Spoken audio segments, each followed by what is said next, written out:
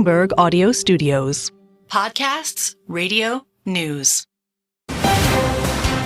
You're listening to the Bloomberg Balance of Power podcast. Catch us live weekdays at noon Eastern on Apple CarPlay and Android Auto with the Bloomberg Business app. Listen on demand wherever you get your podcasts or watch us live on YouTube. Thank you for joining us today on Balance of Power, whether you're watching us on YouTube, listening to us on the radio, on satellite radio, perhaps, and I certainly hope you will be able to continue doing so far into the future. But like so many things in modern life, we do need satellites for that to happen, whether it's communicating with friends and family, using the GPS, in your car, listening to Bloomberg Radio. A lot of it requires that satellite technology. So what would happen if potentially, say, a Russian nuclear space weapon took that out? I know it sounds like a doomsday scenario, but it might be within the realm of possibility. And it was the subject of a speech earlier today at the Center for Strategic and International Studies given by the chair of the House Intelligence Committee. Mike Turner, and the congressman from Ohio, is here with me now in our Washington, D.C. studio. Mr. Chairman, thank you so much for joining us here at Bloomberg. It's a terrifying proposition. How close is something like a Russian nuclear space weapon being to a reality we're going to have to face? Well, Kailey, thank you for having me today, and thank you for your characterizing really what the threat is. And that's why this is so important for us to push the administration to take actions here. The administration has acknowledged that Russia is developing an anti-satellite nuclear weapon, and that's really all that they have told us publicly since then. Unfortunately, the outcomes that you were describing and the catastrophic effects if a nuclear weapon was detonated in space really go all the way back to the vulnerability of if that satellite is put in orbit. Joel Saltzman, the chief of staff for Space Force, has said that if this weapon is put in orbit, that would be day zero, because the very next day we would not be able to count on space. And really, space is so important for everything that we do. It would be destabilizing both for international security, but also all our economic systems, foundational, our communication systems. So the administration needs to step up the plate. I'm calling on them to, declassify the status of this threat, and then also take action to prevent it. They should impact the outcome and make certain this satellite does not get in space. So just on the classification question, obviously there's a ton of material that me as a civilian member of the public don't have access to. That information is classified, and I would assume a lot of it is classified for a reason. Is there not danger in making threats like this so visible to the public, potentially so panic? Well, it's not really a panic issue as much as it is instilling confidence that the administration is doing something. I mean, in this instance, Vladimir Putin thrives in secrecy, and also so does the administration's inaction. By the administration not acknowledging the threat, the administration is free to not make this on their to-do list or not to accomplish tasks that would protect us. In this instance, the fact that Russia is acknowledged by the administration as pursuing this is a threat that should be of a critical objective of this administration. So what is it that the administration can do to protect us? Is it making sure that Russia doesn't have access to certain technologies? How would you guarantee that happens? Is it a sanction question and an export control question? What exactly is the action required here in your mind? Well, I think this is sort of all of the above, but the real way to look at this is the Cuban Missile Crisis in space. Jim Himes, my ranking member on the Intelligence Committee, coined that, and it really is the case. Imagine if President Kennedy had done nothing when Russia had looked to put nuclear weapons in Cuba. It would have changed the entire dynamics of the world. Europe probably would not be free because we would have been held hostage by nuclear weapons just off the coast of Florida and not taking action in Europe. Similarly, if Putin is allowed to put a nuclear weapon in space, he is going to hold hostage all of the space assets of the world. And certainly that would give him free rein to be able to reassemble the Soviet Union and threaten our critical allies. Could we do it first?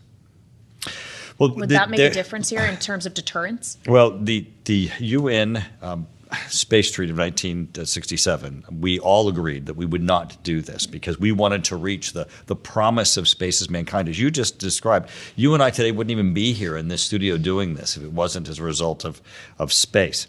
In our hospitals, in our economics, all of the things that we've accomplished in the space age would come to a halt, and we would have to look for alternative sources of being able to accomplish those things if there's a nuclear weapon in space. Even if it hasn't been detonated, its threat will require that we have alternative access. And it just doesn't exist right now.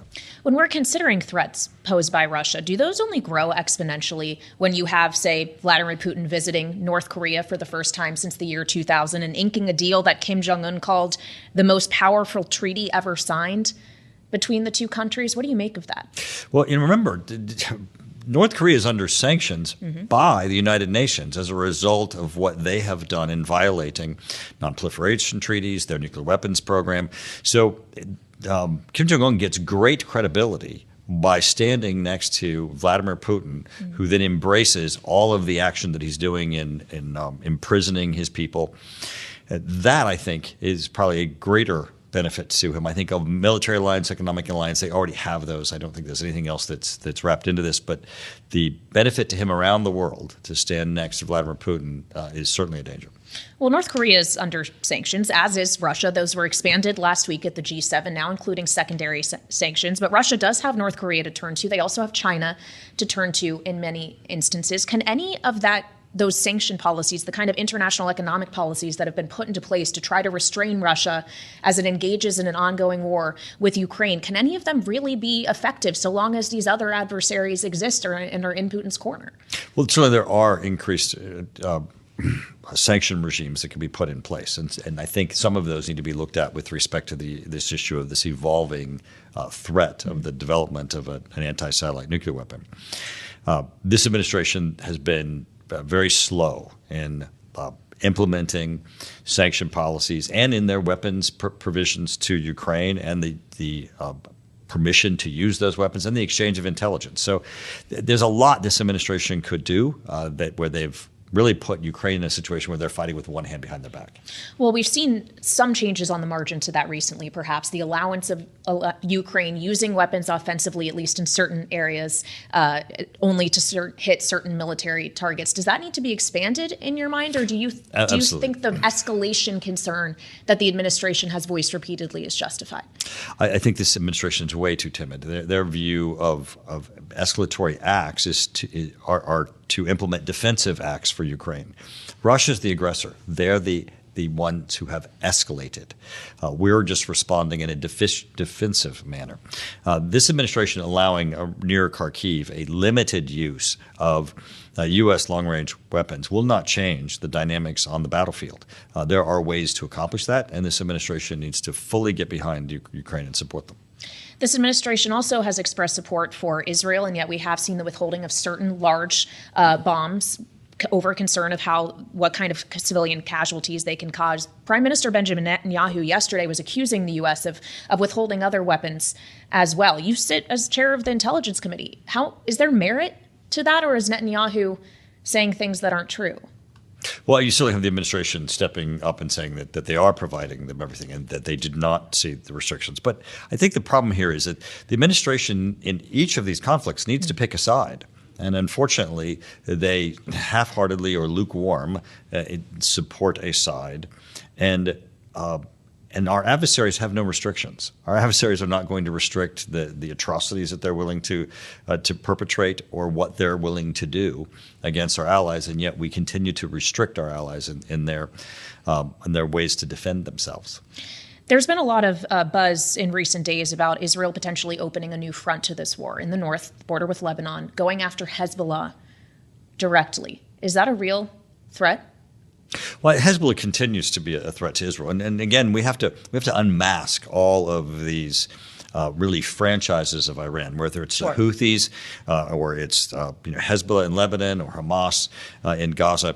They're all proxies of Iran, and all of this is being funded, armed, trained, and perpetrated as part of Iran's destabilization in the area. So hitting one or other of the tentacles of Iran really is somewhat indiscernible.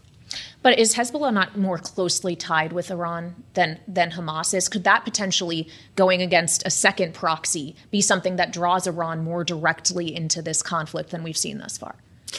I don't think so. Again, the taking defensive action against someone else's provocation is not escalatory. And in this instance, Hezbollah represents a significant threat. Now, I'm not advocating that they attack Hezbollah, but if they find themselves in a situation in their defense where they need to defend themselves against Hezbollah, I think we still have to unmask them and understand this is still just part of the overall tentacles of Iran and their nefarious acts in the region. And of course, those tentacles may come back to Russia in some way as well, as we consider Russia, China, Iran, the way in which all of these conflicts kind of are not isolated, if you will. They're not happening in a vacuum. How does especially the rather public tension we're seeing between the Israeli government and the U.S. government potentially factor into the decision-making by other adversaries, including Russia? Well, I think this is just weakness on the part of the Biden administration, whether it be in Ukraine, whether it be the hasty withdrawal from Afghanistan, whether it's the talking one way and providing support to Israel the other way. These inconsistent signals embolden those who want to do our allies harm. All right, Mr. Chairman, thank you so much for joining us here at Bloomberg today. We appreciate your time again, fresh off giving that speech on the Russian nuclear power in space that they are developing at the CSIS. Congressman Mike Turner, we appreciate your time. You're listening to the Bloomberg Balance of Power podcast. Catch us live weekdays at noon Eastern on Apple CarPlay and Android Auto with the Bloomberg Business app. You can also listen live on Amazon Alexa from our flagship New York station. Just say, Alexa, play Bloomberg 1130. Kim Jong-un is calling it the most powerful treaty ever signed between his North Korea and Russia. He and Vladimir Putin yesterday inking a deal in Pyongyang to provide immediate military assistance if one of them is attacked. This revives an agreement that dates back to the Cold War and elevates the ties between the two countries to an alliance. Keep in mind, this happened as Vladimir Putin visited North Korea for the first time since the year 2000, and of course comes against a backdrop of North Korea providing missiles and other ammunition to Russia in its ongoing war against Ukraine. We want to turn now to Angela Stent. She is a senior fellow at the Brookings Institution and author of the book Putin's World, Russia Against the West and With the Rest. Angela, welcome back to Bloomberg. Thank you so much for joining me as we consider what exactly this most powerful treaty ever really means. Does it make both Russia and North Korea all that more dangerous? I think we shouldn't exaggerate it, but the short answer to that is yes. It's very much, as you said, like the 1961 treaty between the Soviet Union and North Korea, but it does promise that they will help each other, mutual defense assistance if one of them is attacked. Now, we don't quite know what that means, but that's not something that Russia has in most of its treaties with other countries, and it sounds a little bit like NATO's Article 5. So I think we need to be concerned about this, even though there was a lot of rhetoric and pomp and circumstance when Putin went there, and we don't know what the substance is. We haven't seen the treaty, the details of the treaty, but we should be concerned. Well, is this also just a sign that Putin needs maybe not this defensive deal, but just needs North Korea and has to do something to keep Kim Jong-un in line with him? Right. So this is part of Putin's new axis of resistance with China, Iran, and North Korea. Putin needs the artillery shells from North Korea. He needs the ballistic missiles that apparently our intelligence people say that the North Koreans have been supplying him. So in order to keep this war in Ukraine going, in order to keep killing Ukraine, he needs this. The question is, what is he giving Kim Jong-un in return? Russia used to be part of the six-party talks trying to denuclearize North Korea. Not a word about denuclearization. Is Russia going to somehow help North Korea's nuclear program, its satellite program, and make it that much more of a dangerous, aggressive enemy for South Korea, for Japan, and for the Indo-Pacific region?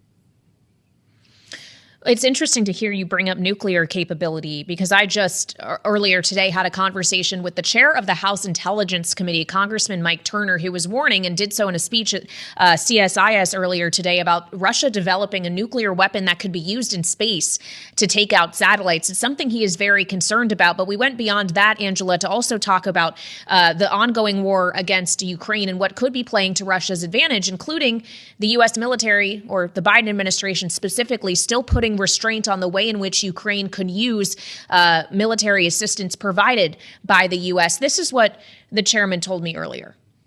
I think this administration is way too timid. Their view of escalatory acts are to implement defensive acts for Ukraine. Russia's the aggressor. They're the ones who have escalated. We're just responding in a defensive manner. This administration allowing near Kharkiv a limited use of U.S. long-range weapons will not change the dynamics on the battlefield. So Angela, didn't seem too convinced that allowing Ukraine to do more offensively was going to be escalatory in terms of getting more of a response out of Russia. But you know Russia and Vladimir Putin quite well. Would that be something that would escalate things? So I tend to agree with him. I think that we have been too intimidated by the threats that emanate from Putin, but he is threatening sometimes to use tactical nuclear weapons. He's now threatening to arm countries that are near Ukraine or near allies of Ukraine with weapons that they can use against Ukraine, maybe even against other European states. You can't dismiss his threats altogether, but I do think that the Biden administration and many European countries have been too cautious about allowing Ukraine to use the advanced weapons that we're supplying them with further into Russian territory. You can't say 100% that there wouldn't be a worse reaction from Russia, but so far we haven't seen that. And so far, Russia has not attacked a NATO member country. Well, Angela, I'm glad you raised that other European countries are a factor in all of this as well. Considering the developments we've seen on the European continent in recent weeks, parliamentary elections that saw much more power going to far-right parties, a snap election called by French President Emmanuel Macron in the aftermath, a growing concern that perhaps Europe is leaning more toward the right and therefore more toward skepticism about further support for Ukraine. How do you read it? Yes, I think that's a real danger. Let's see what happens in the French election. If the far right comes to power there, even though President Macron will still be in office, it'll be much more difficult for France to continue its support for Ukraine. And we've seen that in other countries. The far right did very well in Germany in the European elections, in some of the other countries. And these are all groups and parties that are much more pro-Russian and that don't want to support Ukraine. So there are the European countries nearest to Ukraine, the Baltic states, Poland, and also the UK are very strong supporters. But I think in some of the other parts of Europe, support will be weakening for Ukraine. And I think, obviously, we don't know what's going to happen in our own presidential election in November, but things could look rather different next year. It's an excellent point. So is really all Vladimir Putin needs to do, Angela, is keep things going, even if in stalemate form, until next January? That's always been his calculation. He's waiting to see what happens in November, obviously hoping that the next U.S. president will not be supporting Ukraine, and waiting to see what happens in Europe. He can wait. He can bide his time. He's getting these weapons now from North Korea, from Iran. And even though we've imposed even more severe financial sanctions on Russia, his wartime economy is now doing better than we thought it would. Well, I'm glad you raised that, especially as we began this conversation talking about North Korea. So long as North Korea and China exist and are in Russia's corner, is there going to be any kind of international sanctions that ultimately will be effective enough to help precipitate an end to this war? Is that something that just isn't going to work? Well, it doesn't look as if it's worked so far. We're now also sanctioning some Chinese entities that have been supplying chips and other sanctioned goods to Russia. But so far, the Russian economy has managed to survive, even though they can't trade in dollars anymore. And I think we maybe overestimated the impact of these Western sanctions on the Russian economy. So I don't see them bringing down the Russian economy anytime soon or forcing Putin to rethink his calculus in Ukraine.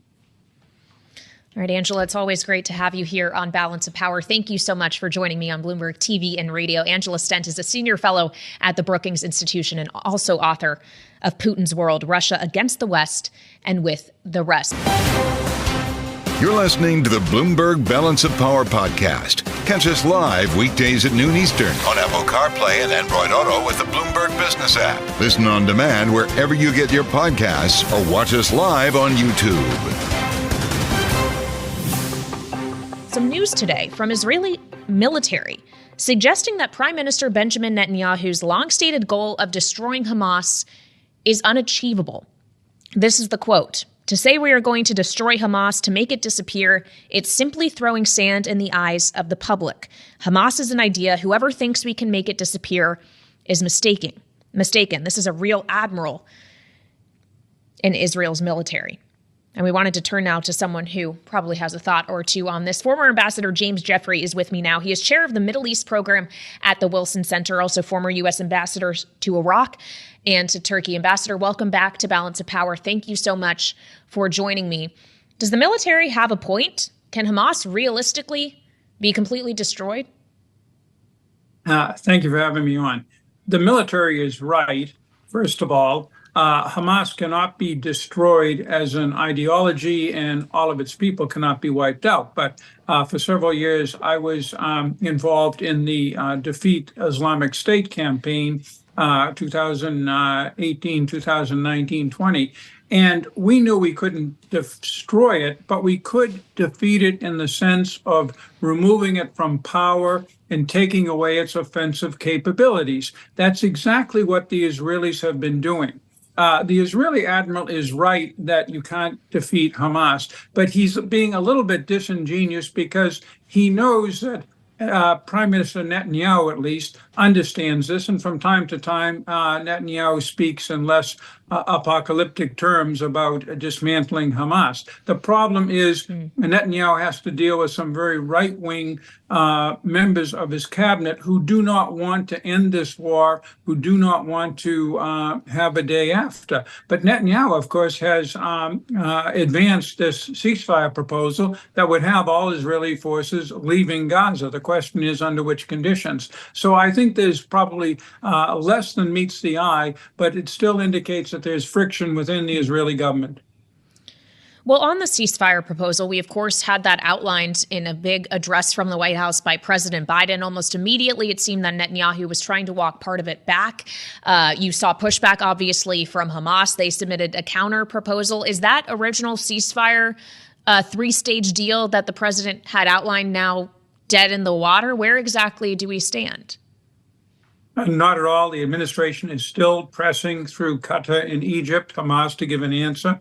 Netanyahu stands by it. The problem is the president glossed over the core part of this whole thing. Israel is putting on the table a cessation of the war and a withdrawal of its forces from Gaza.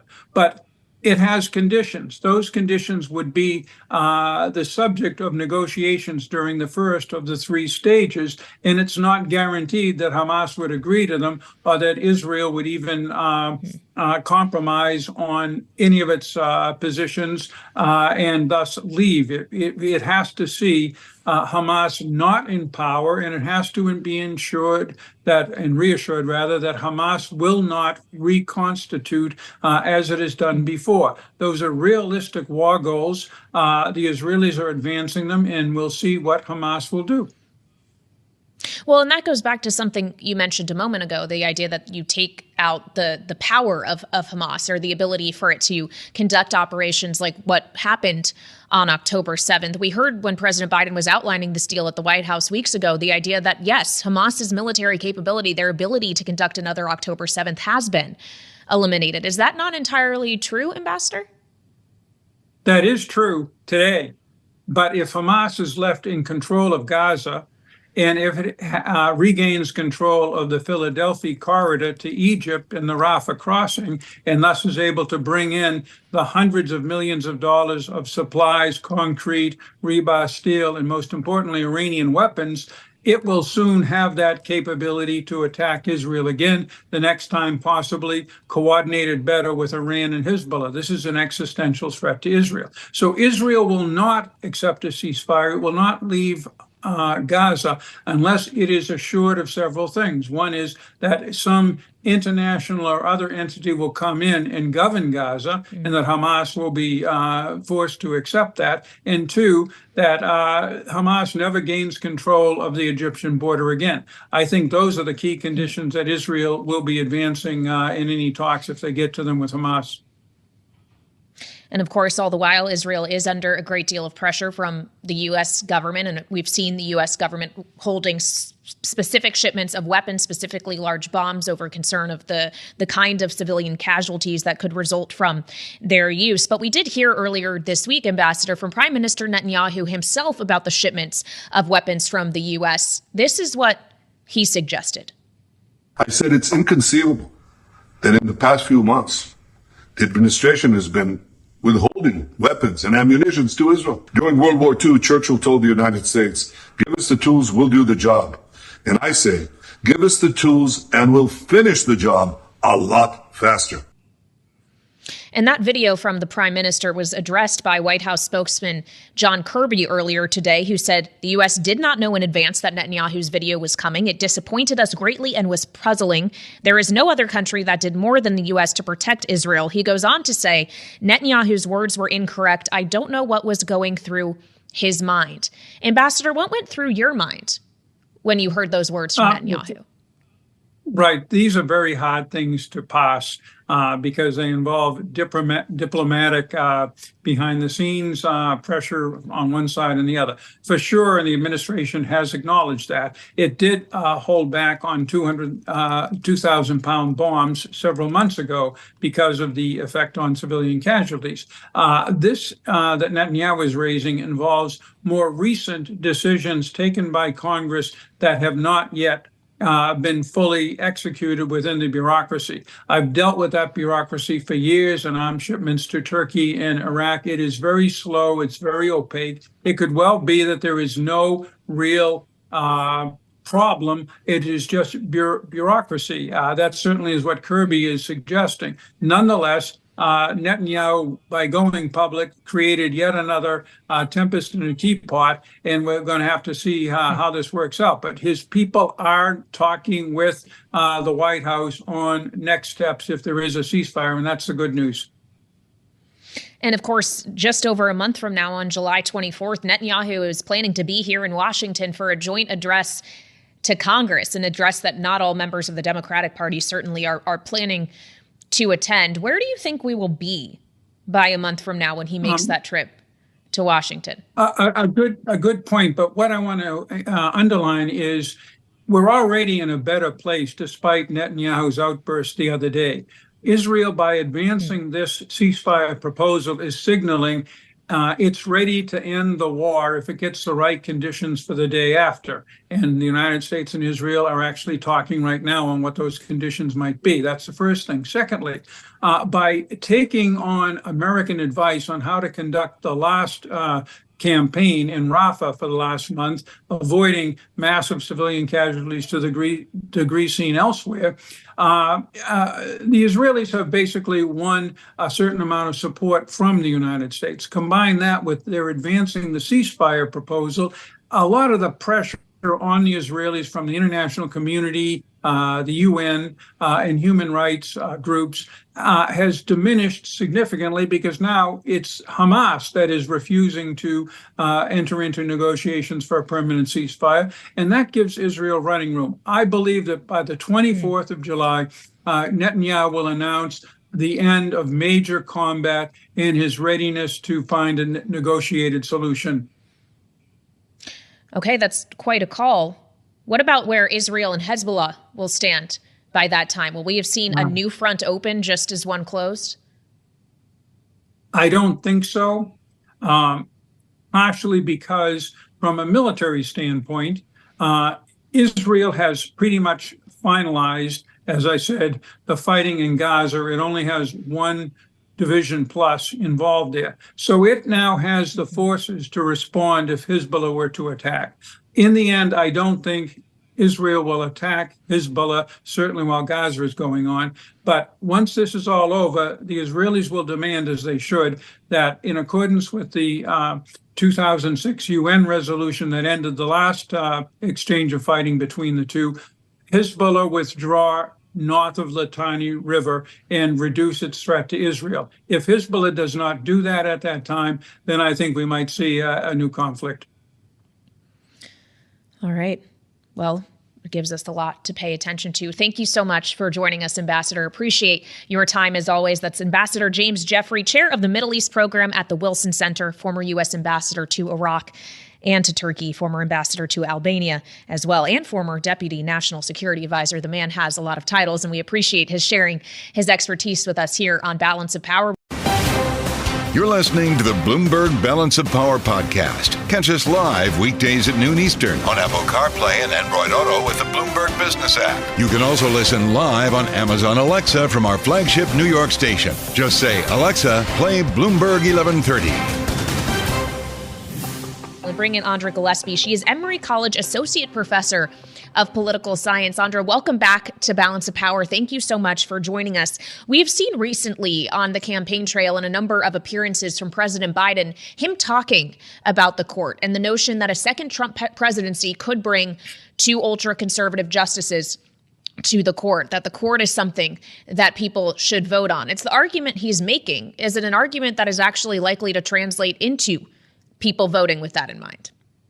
Well, let's put this in a historical context. The Supreme Court was certainly a galvanizing issue for Republican voters in the years between Roe versus Wade and the Dobbs decision.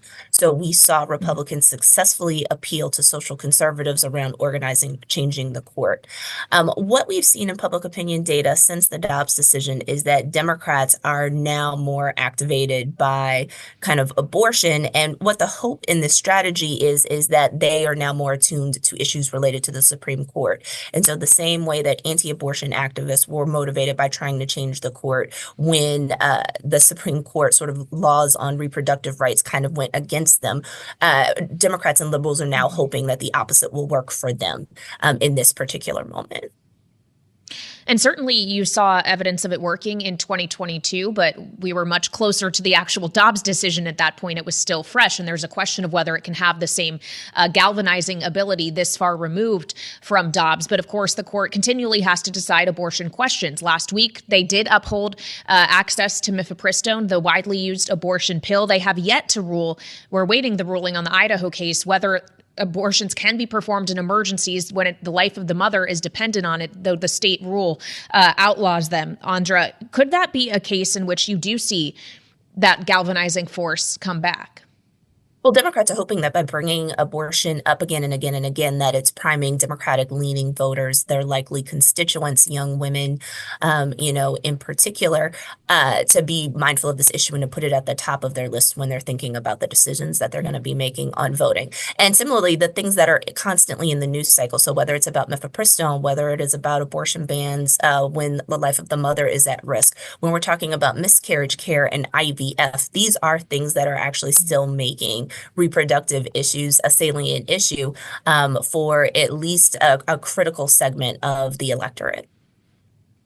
Well, when we're considering segments of the electorate, we know it took many different segments to get Biden elected in 2020. The suburban women question certainly is what you're speaking to, but there's other demographics to consider as well, including Black and Latino voters, which polling suggests are starting to turn away from President Biden, not necessarily turn directly toward Trump, but at least aren't enthusiastic about showing out for Biden a second time. Do you believe those polls, Andra? It's not that I don't believe those polls, but I think we should just be really aware of what the limitations of these polls are. We can more accurately assess shifts in the population if we were talking to a representative sample of the same people at multiple time points in a discussion. So panel data would actually be really ideal to get the shifts. We are using cross-sectional data where the margins of error are big. And so it's really going to have to take a big shift of movement in order for us to really be able to stay with some type of statistical confidence that we see population shifting. There are folks who are looking at sort of changes in, say, the Latino vote population who may not be accounting for the fact that Latinos were actually more Republican than African Americans were, and that's actually been pretty consistent over time. And, you know, one of the things that has actually hampered sort of interpreting the African American vote is the fact that we're relying on survey subsamples with small sizes. So this is not to say that there isn't a shift underway amongst Latino voters. Colleagues of mine who study that, you know, are looking at sort of the extent to which this is true. And it doesn't mean that Donald Trump could possibly increase his vote share amongst African American voters by a percentage point or two. But, you know, I think looking at a survey sample poll, even if it says that Trump is polling at 30%, when it talks to 200 Black people, is something that you have to take with a grain of salt, because the margin of error and sort of the confidence interval for that 30% is actually quite big. All right, that's an excellent point, Andra, and it gives me a sense of how you're likely to answer this next question as well, because I want to point to a Fox national poll that we just got out. Again, this is national. President Biden leading former President Trump by 2 points, 50% to 48%. That is a 3-point improvement for Biden since last month's Fox poll, where Trump was leading by 1 point. Can we put much credence in that at all, knowing as well that these margins are well within the margin of error? Yes, no, we can't put any, it's all within the margin of error. All these polls tell us is that this race is going to be close. And so we see some movement now. I mean, we'll pay attention to the trend line over time. And so if we start to see, you know, one of the candidates break ahead significantly of the other candidate, we might be able to point to this moment in time being the start of that trend line. But, you know, again, I'm not surprised when I see them up by 1 or 2 points. And so given the fact that the margins of error usually for a lot of these polls would say that one of them would have to be ahead by 6 or more percentage points in order for one of them to statistically be ahead, the idea that one is up by 2 in one survey and then the other one is up by 2 in the next survey sort of is all kind of well within the realm of possibility. And it still tells us the same thing. This race is going to be very close. Yeah, so things like, say, a presidential debate could be incredibly important in deciding whether or not there is what the outcome is when a race is as close as this one. Andra, how are you looking at that event, which is a week from today? It's next Thursday night. How pivotal is that going to be for both campaigns? Well, it's pivotal for a number of reasons. Debates are really important for folks who have not made up their minds, who need more information. This is going to be a really important point at which they are able to gather information. So how the candidates comport themselves is actually going to be really important.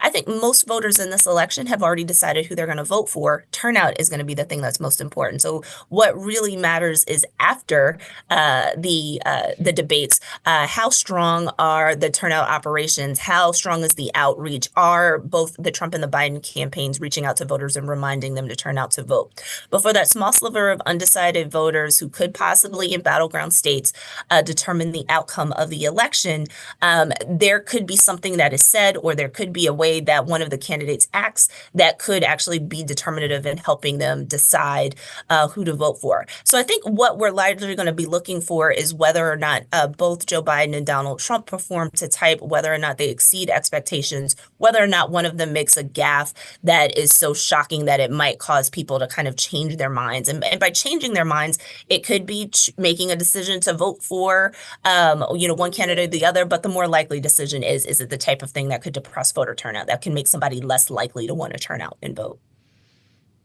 Yeah, and turnout's going to be everything in an election that, as you were just saying, is going to be so incredibly close. Thank you so much for joining us, Andra.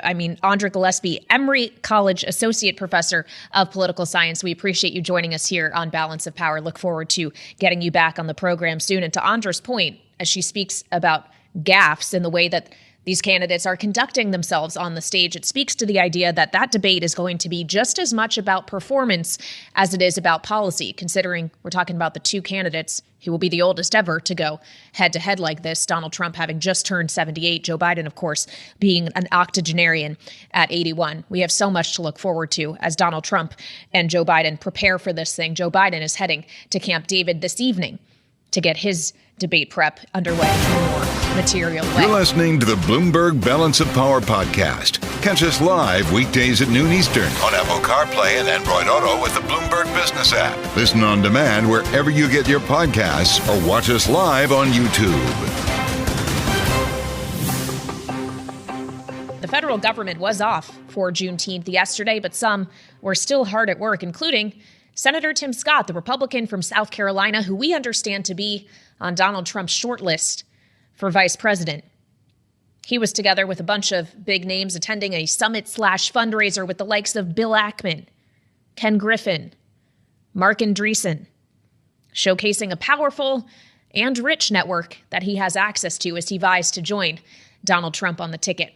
Let's bring in now our political panel, Jeanne Sheehan Zaino. She is a senior democracy fellow with the Center for the Study of the Presidency and Congress, and Lisa Camooso Miller, former RNC Communications Director and host of the Friday Reporter podcast. So, Lisa, first to you, is the ability to bring in money enough to vault Tim Scott to the top of the Veep shortlist?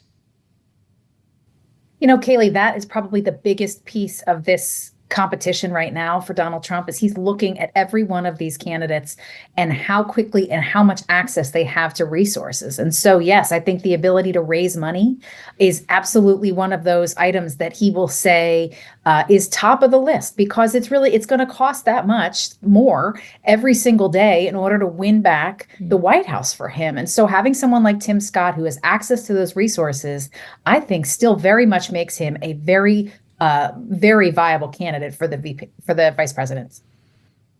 Of course, he's not the only one that has that. Senator J.D. Vance of Ohio is a former venture capitalist. He's a Peter Thiel acolyte. He's hosted fundraisers for Donald Trump out in San Francisco. You have Governor Doug Burgum, who is a self-made multimillionaire many times over after selling his company to Microsoft. Jeanne, it feels like a lot of these candidates do have the money thing in common. So what differentiates them? Yeah, I mean, you have a lot of big fundraiser there, and Tim Scott has proven this over and over again. He is a formidable fundraiser, and the Juneteenth fundraiser was a big one for him. That said, he is lacking to a certain extent something that is also important for a VP candidate and for Donald Trump in particular, and that's the ability to perform well on TV. Once again, Sunday, we saw him on the Sunday shows where he continued to be pressed on where he stands on things like bump stocks. And he had trouble answering in a way that appeared authentic and strong. Similarly, about a month ago, when he was on Meet the Press with Kirsten Welker, and he was asked repeatedly, would you certify the 2024 election? And he repeatedly kept getting pressed and had difficulty answering beyond Donald Trump will win. So his ability to perform on television, on the stump, so to speak, is something else to keep in mind, because that's something any presidential candidate would want in a vice president, and of course, Donald Trump in particular. Do we think Donald Trump really wants that in a vice president, though, Lisa, knowing that Donald Trump does have a certain command of media attention? I think Jeanne makes a really good point, and I think that is absolutely something he's going to need. As much as he absolutely demands and sucks the oxygen out of every conversation, he does really need someone that can defend and can step forward. He has to have that. He did not have that with Mike Pence to some degree. People looked at that as an example of what needs to change as we look to another Trump administration. He's absolutely going to want someone that can be viable, can be strong, and can be defensive of this administration if in fact Trump's return to the White House. And so if you're him, you're looking for someone that can be smart and can be articulate and can command the room, because there's nothing Trump wants more than someone to distract from the fact that Trump is really strong when it relates to communicating his message. Well, Trump doesn't look particularly strong in terms of one new poll that we got from Fox. There's many caveats I could go through here. One being this is a national poll, another being that it is only June. It's still pretty early. We don't even know who is on the ticket with Donald Trump at this point. But in this Fox poll, President Biden leads Donald Trump by 2 points, 50-48. That's a 3-point improvement for Biden over their poll from last month, where Trump led by 1 point. Another caveat here, Jeanne, is that this is all within the margin of error. But if we see polls like this again, Does it show that maybe we're going to start to see a new pattern established post-Trump conviction? Yeah, that pesky margin of error. And I'm so glad you raised that, because I think this just supports everything we've talked about, which is that this is a jump ball. This is too close to call. This is the right trajectory, to your point, for Joe Biden, to be up 3 since the last poll they did. Again, it's national within the margin. So this continues to be a dead heat. Now, if he keeps moving in this direction and we get into July, August, September, and more polls show this, yes. And it's obviously the way he wants to move, but it is still too close for anybody to call at this point. And, Joe Biden knows that. And that's why they've been on a swing in terms of their advertising, trying to fundraise to keep up with Donald Trump, because this is a formidable opponent for Joe Biden. Well, Jeanne, I'm glad you brought up fundraising, because we know Donald Trump had a really good fundraising month in the month of May, $141 million. A lot of that came after his conviction in court in New York. We don't know what Joe Biden's numbers looked like. We're about to find out within the next 24 hours because the FEC demands it. He's facing a deadline. How bad would be bad for Joe Biden, Jeanne? How low that number could be? Yeah, I mean, since we're looking at, something really historic from the Trump campaign, in the 141 million range, if it holds up, Joe Biden certainly wants to keep abreast of that. I wouldn't put a number on how bad would be bad, but he did have a good 5-day swing, about 40 million. So they want to come in strong, and he wants to maintain at least even or the lead that he had before. But, if he's around 40 million, 50 million, I think anything above that, they're going to feel okay with that. Obviously, they'd like to be a lot closer. And if they break big, that would be great. Much below that is a big problem. Lisa, I don't know if you're willing to put numbers on it as well, but of course, it's not just the amount raised in May, it's what the different cash cushions look like. Because so far in this campaign, the Joe Biden cash pile has been significantly larger than the Trump cash pile. If that starts going away, does the advantage too? Yeah, I mean, it's hard to say what the number would be, Kailey, but I think that the point that Jeanne's made is correct, is that he's going to want to stay at pace with the Republican candidate, because he wants to make sure that he has enough cash on hand and enough access to resources so that he can then really activate when he needs to. But the other thing, too, is that he probably doesn't need to wait too long to get going on messaging and spending and advertising, because the truth of it is that people are starting to harden their decisions already, as you're seeing in this very, very close race. Jeanne's point about the fact that it's in the margin of error and that it's only up a couple of points. This is going to be the narrowest election in the history of the country, according to every pollster and every smart political scientist I've spoken to. And that alone tells me that he needs to not only be raising, but he also needs to be spending in order to get people to his side of thinking and to the ballot box in favor of Joe Biden.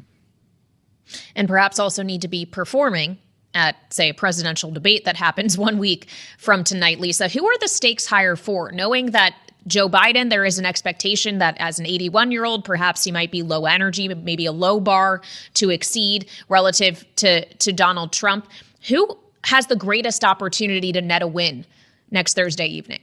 Joe Biden. Absolutely, Joe Biden. I mean, I think the president absolutely has to perform strongly. He has to show that he's deaf, that he can answer quickly, that he can be perceived to have full command of the issues. I mean, this is the biggest challenge he has to get over, is the fact that people have perceived the fact that he's over 80, that it's time for him to step aside and not be in the White House anymore. And so he has to show strength and show command of this debate. And look, it's a car crash we know that's going to happen already. I think it's probably going to be the most watched presidential debate ever in the history of, I mean, we're in the middle of the summer. I mean, people are not necessarily watching any big sporting events next Thursday. I think the stakes are incredibly high for the incumbent.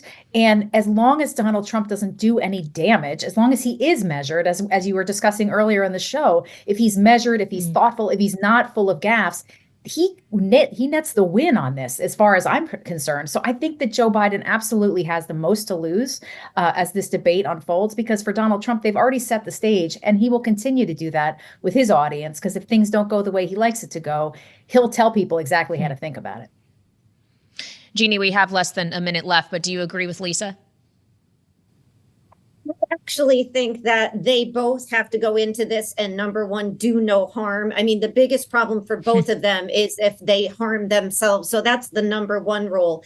And I do think we are hearing some interesting change in the rhetoric out of the Trump campaign and Trump himself over the last few days. They know they have set expectations for Joe Biden so low that if he just comes on stage and is barely afloat, he is going to surpass those. And so now you see the Trump campaign saying, well, this is rigged against us, you know, blah, blah, blah. So I think they are wising up to the fact that the expectations game has gotten away from them here. And that's a problem. But they both have to perform. But that means do no harm. Don't damage yourself. And that's hard on both of their sides, particularly for Trump, who likes to talk. All right, Jeanne Sheehan Zaino and Lisa Camooso Miller, thank you both for talking to me today. Appreciate your time.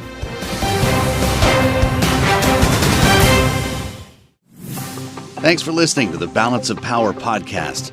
Make sure to subscribe if you haven't already at Apple, Spotify, or wherever you get your podcasts. And you can find us live every weekday from Washington, D.C. at noontime Eastern at Bloomberg.com.